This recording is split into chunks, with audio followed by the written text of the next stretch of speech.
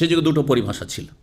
ওই যুগটাই এই যে আইমা আরবার যুগে আবু হানিফা, শাফি, মালিক, আহমদের যুগে, ইমাম বুখারীর যুগে, ইমাম মুসলিমের যুগে, মুহাদ্দিসে ফুকাহাদের যুগে, এই যুগটা যে ছিল দ্বিতীয় শতাব্দী, তৃতীয় শতাব্দী, এই সময়গুলিতে দুটো প্রতিষ্ঠান ধরেন, দুটো ভিন্ন ভিন্ন আপনার কোরআন এবং হাদিসের চর্চার পদ্ধতি এর প্রচলন ঘটে।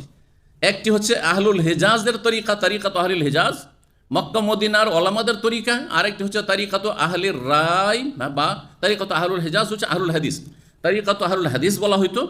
ভাষাটি আমি আহলুর রায়ের মোকাবিলাতে আহলুল হাদিস বলতে হবে, কারণ এইভাবেই এসেছে।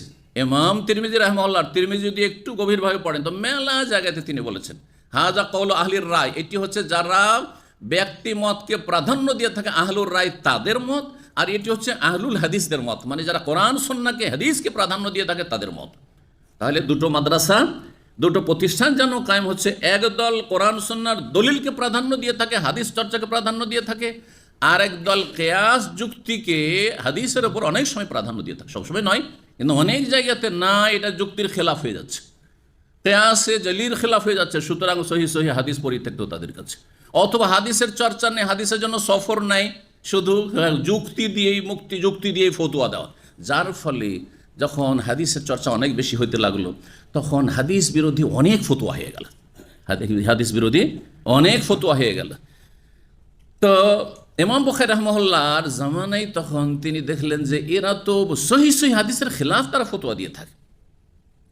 রেকাজ মানে আসলে মাটিতে পুঁতে রাখা সম্পদ, যেটা কাফেরদের পুঁতে রাখা সম্পদ, কিন্তু খনিজ সম্পদকে রেকাজ বলে ফতোয়া, যে আবু হানিফা রাহমাহুল্লাহ এবং তার যারা শিষ্য তাদের এই ফতোয়া ভুল ফতোয়া, যার ফলে তিনি তাদের সম্পর্কে বলছেন ওয়াকালা বাজুন নাস, আর কিছু লোকেরা বলেছেন আল মাদেন ও রেকাজুম। এখানে প্রথম তিনি বাজুন নাস প্রয়োগ করেছেন, আবার বলছি। আর কিছু কিছু অধ্যায় আছে, আগামীতে বিভিন্ন অধ্যায় আসবে, আর বিশেষ করে দুটো অধ্যায়, কিতাবুল হেয়াল আর কিতাবুল ইকরাহ। যারা মাদ্রাসা পড়বেন, বুখারী পড়বেন, তাদের এই কথাগুলি জেনে রাখলে ফায়দা হবে এই নলেজে, এবং এমনিতে সাধারণ মানুষের। কিতাবুল হেয়াল, হিল্লার বহু বচন। হানাফি মযহাবে কিন্তু মেলা হিল্লা আছে, হারামকে হালাল করার কি আছে, হিল্লার ফতোয়া আছে। তার মধ্যে একটা বিয়ের হিল্লার বিয়ে, ওটা তো আপনারা জানছেন। ব্যবসা বাণিজ্যে একটা ব্যবসা হারাম, এই দিক দিয়ে গেলে হারাম, এদিক দিয়ে গেলে হালাল, ওই দিক দিয়ে ঢুকলে এসে হালাল, এগুলো হিল্লা, বুঝতে পেরেছেন? এই পদ্ধতিতে গেলে তো হিলা শারঈয়া যদি শরীয়ত সমর্থন করে তাহলে তো ঠিক আছে, কিন্তু শরীয়ত যদি সমর্থন না করে তাহলে সে হিলা গায়র শরিয়া, নাজায়েজ হিলা। জি। আর এই কিতাবুল হেয়াল একটি অধ্যায় কায়েম করেছেন পর্ব, আর একটি হচ্ছে কিতাবুল ইকরাহ, মানে কোনো কাজের ক্ষেত্রে কাউকে জবরদস্তি করা। এইসব বিষয়গুলো ইনশাআল্লাহ তাআলা আল্লাহ যদি তৌফিক দেন সহিহ বুখারী পূর্ণ করার, আল্লাহ যেন তৌফিক দান করে, দোয়া করেন, তাহলে আসবে। আর যারা থাকবেন শুনবেন, অথবা যেখান থেকে আল্লাহ রব্বুল কবুল করুন, আল্লাহ যেন কবুল করেন আর আমাদের জন্য, যে আল্লাহ সহিহ বুখারী আমরা যেন শেষ করতে পারি, রব্বুল আলামিন তৌফিক দান করেন, সময়ে বরকত দান করেন।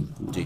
তো বাজুন নাস অনেক জায়গায় বলেছেন খণ্ডন করার জন্য কাদের, যারা রায়কে, মতকে, যুক্তিকে হাদিসের উপর প্রাধান্য দিত অনেক ক্ষেত্রে, তাদের উপর যেন অসন্তোষ প্রকাশ করেছেন। এই জন্য ইমাম বুখারী রাহিমাহুল্লাহ যখন বুখারী পড়ায় দেওবন্দের, তখন ইমাম বুখারীকে তারা গালমন্দ করে। অনেক তাদের শিক্ষকরা এত গোঁড়া, মযহাবের অন্ধ, যে ইমাম বুখারী রাহিমাহুল্লাহ গালমন্দ করে, কথা বলছেন। আবার কিছু আছে আমাদের সাথী সঙ্গীরা, অনেকে দেওবন্দ পড়ে এসছে, বন্ধু মহলে অনেক ছিল এরকম যারা পড়ে এসছে এক সময়, তো তারা সরাসরি শুনেছে তাদের কাছ থেকে, তাদের ওস্তাদের কাছ থেকে। তারা কি বলতো, যে বাজুন নাস কেন বলেছে জানো, বলছে যেমন ভারত উপমহাদেশে ভাসুরের নাম বৌরা, বাড়ির বৌরা, ভাসুরের নাম নেয় না, নাই স্বামীর নাম নেয় না, ভাসুরের নাম নেয় না, ওই রকমই ইমাম বুখারী রাহিমাহুল্লাহ আবু হানিফাকে বড় মনে করে নামটা নেননি। কথাটা যুক্তিসঙ্গত? যদি যুক্তিসঙ্গত হলে কালা বাদুল উলামা বলবেন, অথবা সম্মানের সাথে বড় ইহতিরামের সাথে নামটা বলতেন। যেমন অতিরঞ্জন বাড়াবাড়ি করে হানাফিরা বলে ইমাম আজম বলেছেন, বলে না, দিলেন ইমাম আজম বানিয়ে আপনি, অথচ ইমাম আজম মুহাম্মদ রাসূলুল্লাহ সাল্লাল্লাহু আলাইহি সাল্লাম। কেন আবু বকরকে কেন ইমাম আজম বলছেন না আপনি? বড় খলিফা, বড় ইমাম যদি বলতে হয়, যদি রাসূলুল্লাহর পরে কাউ যদি ইমাম আজম মানে সবচেয়ে বড় ইমাম বলতে, আজম মানে সবচেয়ে বড়, সর্বাধিক বড় ইমাম, তাহলে তারপরে আবু বকর, তারপরে উমর, তারপরে উসমান, তারপরে আলী। হ্যাঁ, তারপরে সিরিয়াল কারো আসবে। জি, তো যাই হোক, আল্লাহ সকলকে হেদায়েত দান করুন।